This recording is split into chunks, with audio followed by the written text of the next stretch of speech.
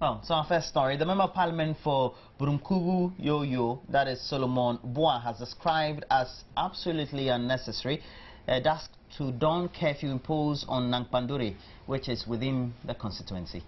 Speaking to an Accra-based radio station, the MP said the curfew appears like a belated April Fool's message. The Interior Minister imposed the curfew on the advice of the Northern Regional Security Council following inter-ethnic clashes between Mamprosis and Kokombas on one side and rival Bimobes on the other side. 3 people so far have been killed in the ethnic skirmishes, which also saw houses torched and guns also fired. Well, in Solomon Boa's view, the curfew should have been imposed immediately. The conflict started a week ago and not now. He also wondered why a curfew would be imposed on an area which has nothing to do with a curfew. We still have to remain in northern Ghana as a sub-chief of Tamale, Dakpema, Zobogo now, Henry Abukari Kalim, has sued the Northern Regional Office of the Lands Commission at the Tamale High Court over the ownership of the Tamale Kaladan lands. The chief, on behalf of the 3 gates of Dakpema Skin, is requesting for an order of the court identifying all skin lands as skin lands and reverting all divested lands, illegally sold lands and lands acquired by states and no longer being used for their original purposes to the Dakpema Skin. The lands were acquired by the colonial regime in 1906 and the Kaladan area was given to the military. The military recently relinquished the lands, resulting in litigation over who should exercise full control. However, the board chairman of the Regional Lands Commission, Sumaila Joe Mara, could not comment on the issue, explaining that the issue is before the court.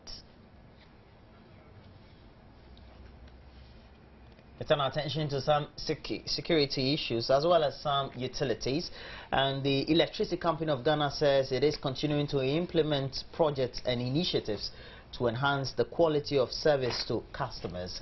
Addressing journalists at a media workshop organized by the Public Utilities Regulatory Commission on its metering systems, officials of the ECG also highlighted steps being taken to address customer complaints more promptly and reduce system losses to acceptable limits. Well, they also called on the media to help in educating the public to avoid practices such as meter tampering that negatively impacted on the distribution system of ECG as a whole. The workshop was to enlighten journalists about metering of electricity and the inherent challenges such as theft of power, which leads to significant losses. The journalists are, however, customers as well, who also experience the same difficulties all consumers endure, and so took advantage of the platform to give some feedback to the ECG. Where I live, fortunately, some of us have the meters installed in our compound. I don't know why, but they are not on the post. In the same community, they are outside the compound. Now, when you talked about monitoring, something was running through my mind that if for any reason these prepaid meters are faulty, because wear and tear obviously will affect the calibration system, and so it may either consume more or run slow. How soon do you change some of these meters? Is there a timeline, or you just assume that a customer will come to complain? So the issue of what somebody asked about, whether the billing system is accurate, that's what I want to know. The ECG officials took turns to address some of the complaints, promising to investigate others they could not readily find answers to. What we get is that people have a perception that till you see somebody, you wouldn't get it done. We get calls every day. What we tell people is that go through the process and see. And those who have tried it have seen that it is working. You see, it's because we had that perception. Yes, we've had cases where sometimes materials were not available, and that has changed our timetable. But now everything has been put in place to ensure that materials are available. People are working. So the system is working. ECG Managing Director William Hatton Mensah said the company is taking serious steps to address system losses. In areas like Teshi, Botiano, we are embarking on what we call system loss reduction and network improvement projects. And basically what we are doing in these areas are that we have replaced the meters there with prepayment meters and have installed them on poles. We also have re-engineered the networks there, and we have injected a lot more transformers in those areas, so the areas have transformers that are loaded to about 70%. We have not loaded them to the maximum capacity, so that we're giving some room for whatever expansion or the further development that will happen in those areas. We have also improved upon the voltage levels in those areas for the customers, and we have increased revenue in those areas, and our parameters also indicate that we have also reduced losses in those areas. He says the ECG will continue to engage the media as well as its customers as part of efforts to improve its service delivery. Well, meanwhile, the Public Utilities Regulatory Commission is holding on with the implementation of a recent increase in electricity and water tariffs approved for the second quarter. The PURC deferred implementation of a 12.06% increase in electricity tariffs, which should have come into effect from April 1st this year because of current supply challenges, which has resulted in a power rationing program. Public Affairs Director Nanaya Jantoa says though the utilities had indicated there was going to be an improvement in the electricity supply situation by yesterday, April 8th, or 2 days ago, not much has happened.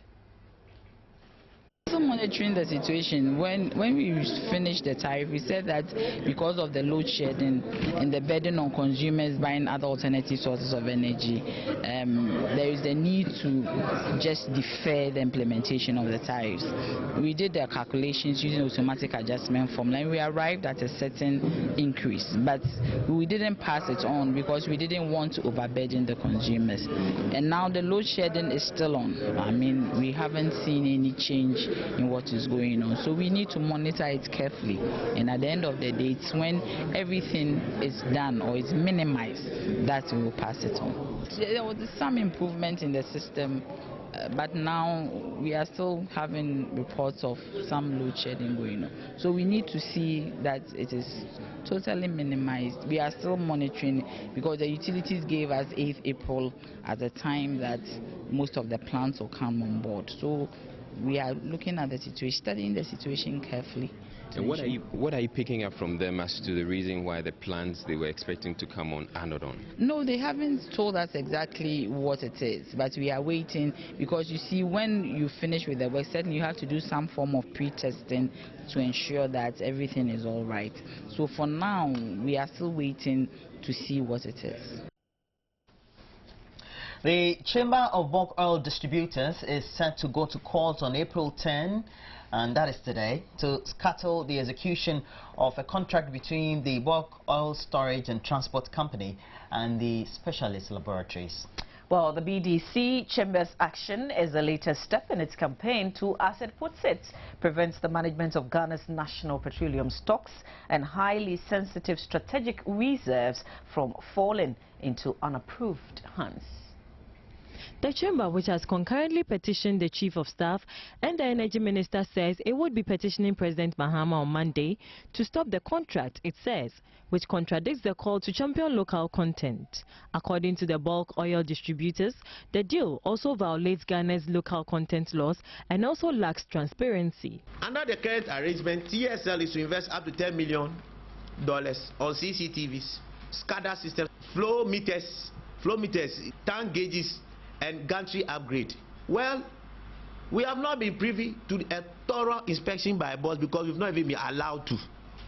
But from where we stand and the fact that we have made investments, we do not see why we would have a situation needing $10 million. That easily seems inflated. Officials of the distributors indicate with its current membership of 17, it has a capacity of 270 million litres compared to the TSL's 55 million litres, and would therefore vehemently fight against the deal and rather see the turnaround of worst. Why TSL? Why not even open the process and let us compete properly? Why will you use the taxpayers' money to facilitate and promote the business of a foreign-owned company. We want BOSS to do well. As a matter of fact, BOSS facilitates our business, and we are not opposed to the idea of wanting to outsource. We fiercely oppose any act by state agencies to pass opportunities to foreign or foreign-owned companies when indigenous capacity exists. The chamber is also calling on other groups and organizations to join in their clarion call to pursue the promotion of local content. Well, inflation for March is at a 4-year high of 14.5%, up from 14.0% recorded in February 2014. The high rate is being attributed to high utility tariffs as well as the increment in fuel prices, which has also resulted in high transport fares. Monthly inflation change for March was 0.9% compared to the 1.1% recorded in February 2014. The non-food group recorded an average year-on-year inflation rate of 19.2% in March 2014 compared to a rate of 19.0% recorded in February 2014. Again, housing, utility, gas and other fuels recorded the highest rate of 43.8% among the non-food group, shooting the inflation rate for March to 14.5%. Housing and utility, that group contains the electricity and water, which prices we have seen went up very high. So that group, and also transportation. You see, I can say that if you take the utilities and then the electricity and the water away, and you take the transport fares and other things away, you can see that the inflation in Ghana will not be as high. But those are the major causes of the inflation now. See, and they keep on coming. See, so that once they keep on coming, then they are the same factors that's affecting inflation in Ghana every time. For the Ghana Statistical Service, the pressure on the exchange rate with the consistent cedi depreciation also impacted on inflation. The service is, however, worried the continuous hike in inflation will result in high interest rates, which will affect investments. See, no interest rate come out without the consideration of the inflation rate. And so if the interest rate is going up, what will happen to the amount is that people who go to borrow from the banks to invest, well, it's out of the people investment that they employ people, and then out of the employment people get money and they increase their standard of living. So when the interest rate is going up, then people who go to the bank to borrow, because the high interest rate, they will not be able to borrow as much. So the level of investment that should happen in the country, it will not happen. So when the level of investment that's happening in the country will not happen, the level of employment that will also have to happen in the country will not also happen. The food and non-alcoholic beverages group, meanwhile, recorded an average year-on-year inflation of 8.2%, 0.7 percentage points higher than the 7.5% recorded in February 2014. Abigail Makunchi for Joynews. Well, we'll turn our attention to some other news now, and several tech firms are urging people to change all their passwords after the discovery of a major security flaw. The Yahoo blogging platform Tamale has advised the public, in their own words, change your passwords everywhere, especially your high security services like email, file storage and banking. Security advisors continue. They're giving similar warnings about the Heartbleed bag. Well, it follows news that a product used to safeguard data could be compromised to allow eavesdropping. OpenSSL is a popular cryptographic library used to digitally scramble sensitive data as it passes to and from computer servers, so that only the service provider and the intended recipient can't make sense of the message. So if an organization employs OpenSSL, users see a padlock icon in their web browser, although this can also be triggered by rival products. So for more details on this one, just log on to myjoyonline.com. So that's a caution. If you have those passwords, I guess from now you have to start changing them, especially on your emails. I am changing them right now. Right. Okay. Right after the news. But let's turn our attention to some other stories, and we're focusing on health. Health facilities across the country, especially private ones, have been urged to put up hostels for women due for labor to reduce maternal mortality. According to the Director General of the Ghana Health Service, Dr. Ebenezer Appiah-Dinchira, some women die at childbirth due to the distance they had to commute between their homes and health facilities. Well, he has therefore suggested that hospitals should have hostels for expectant mothers. According to the District Health Information Management System, a total of 1,012 institutional maternal deaths were recorded across Ghana in 2013, and this compares to the 889 deaths recorded in the preceding year. Well, the Greater Accra region, which boasts of the top-class health facilities in Ghana, recorded the highest number of mortalities with 201 in 2013, followed closely by the Ashanti region, which has a record 200 fatalities. Well, Dr. Appiah-Dinchira suggested that the two regions accounted for the highest rates because they host the two biggest referral hospitals in the country. More people are now delivering at health facilities, he underscored. He also urged expectant mothers to take midwives as their personal friends and have regular interactions with them about their pregnancy.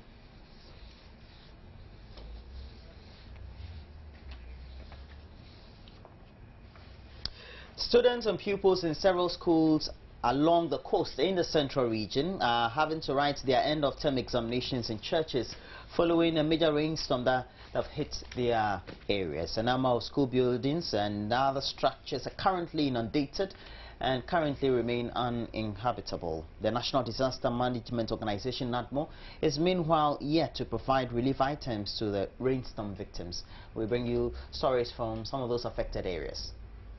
The rainstorm affected a number of school buildings as well as other structures across the coastal belt of the central region.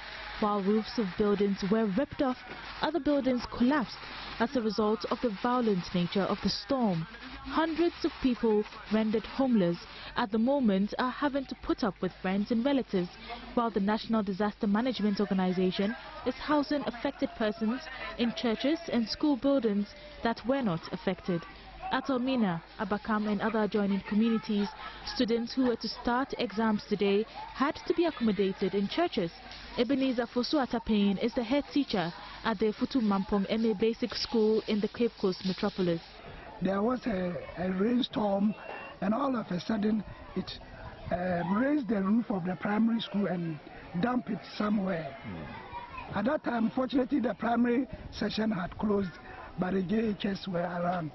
But nobody was hurt. We're seriously handicapped because we are starting exams and the classrooms are not ready. The community has volunteered and the carpenters in town are now trying to patch things out, and that is our problem now.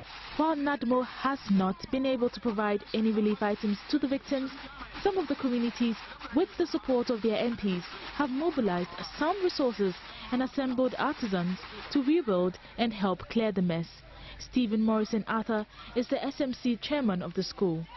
We mobilized our carpenters and masons here yesterday. They started work because we are anticipating another rainfall.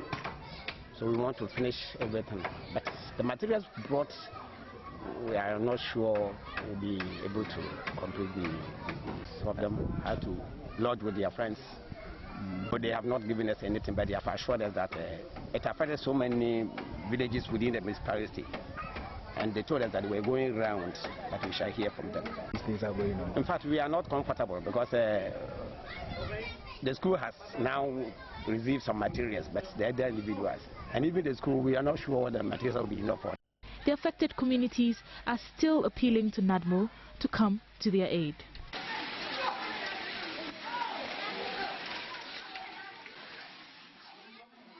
Well, in our continuing coverage of the expose on the Savannah Accelerated Development Authority, we focus on payments made to various consultants, as highlighted in the audit report on the authority's operations. Well, the audit report says huge sums of funds were doled out each month to consultants who were wrongly recruited and who had very little to show for their fat paychecks. The Savannah Accelerated Development Authority is not an implementing agency.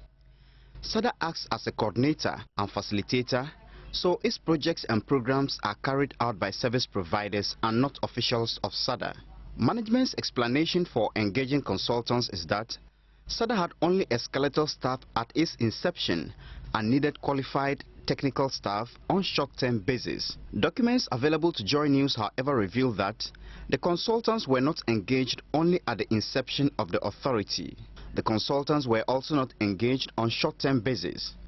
For instance, SADA currently has a full-time director in charge of resource mobilization, but it also has a consultant for resource mobilization. A recent audit report on SADA secured by Joynews questions how the consultants were selected. According to the report, the consultants were selected without going through public advertisements. The report says the audit team could not cite profiles of the consultants, and SADA also failed to provide details of their activities for assessment of their competence. It concludes that the action by SADA has blurred transparency and could compromise value for money and facilitate financial abuse. Another issue raised by the auditors is the huge amounts of money paid to the consultants on monthly basis. For instance, Dr. Charles Jebuni, who consults for SADA as Chief Technical Advisor, is paid almost 20,000 Ghana cedis every month, making him the highest paid staff of SADA. SADA also pays Bakari Sadiq Nyari, a director at the Lands Commission, 10,800 Ghana cedis every month as a consultant on land issues.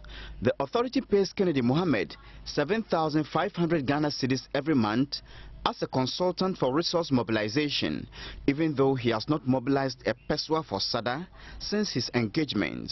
Besides, SADA provides him with the tools to work, including a 6,000 Ghana cedi laptop computer. Another anomaly detected by the audit team is that SADA deducts only 5% instead of the 10% tax it is supposed to deduct from the consultancy fees. The audit report concludes that the consultants are a drain on the financial resources of the authority that is meant to alleviate poverty within the SADA zone. For Joy News, Manasseh Azore Arene reporting.